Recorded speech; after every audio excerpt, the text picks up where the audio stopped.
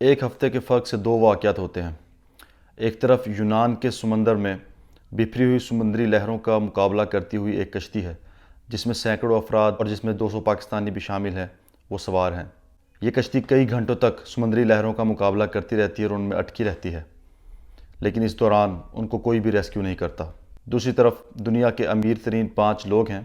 جو کہ ایک ایڈونچر کرنے کے لیے سمندر کی تہہ تک جاتے ہیں، اور ہر بندہ ڈھائی لاکھ ڈالرز خرچ کرتا ہے اس ایڈونچر کے لیے۔ ایک طرف وہ غریب مہاجرین ہیں جو ایک اچھے مستقبل کے لیے اپنی جمع پونجی بیچ کر یورپ کے سفر پر نکلتے ہیں، لیکن اس دنیا کی پرائیورٹی آپ دیکھیں کہ ان 5 لوگوں کو ریسکیو کرنے کے لیے کئی ملکوں کے بحری بیڑے اور آبدوزیں سمندر میں پھیل جاتے ہیں اور ہر طرف اور اپنی تمام تر ٹیکنالوجی کو بروئے کار لاتے ہیں۔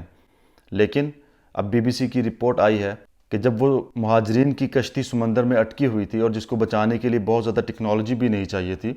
اب سمندری لاگ سے پتہ لگا ہے کہ یونان کی کشتیاں اس کے آس پاس منڈلاتی رہیں،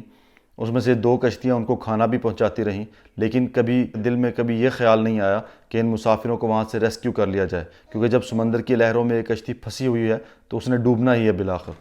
لیکن یونان کی حکومت اس کشتی کے ڈوب جانے کے بعد کیا اعلان کرتی ہے کہ یہ کشتی بالکل ٹھیک تھی اور اٹلی کی طرف جا رہی تھی، اس لیے ہم نے اسے ریسکیو نہیں کیا۔ لیکن بی بی سی کی تحقیق میں یہ واضح دکھایا گیا ہے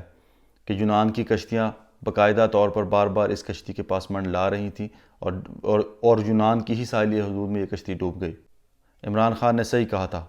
کہ مغرب کو انسانی حقوق اس وقت تک سوٹ کرتے ہیں جب تک کہ وہ ان کو فائدہ پہنچائیں، اور غریب کی صورت میں کوئی انسانی حقوق نہیں ہوتے۔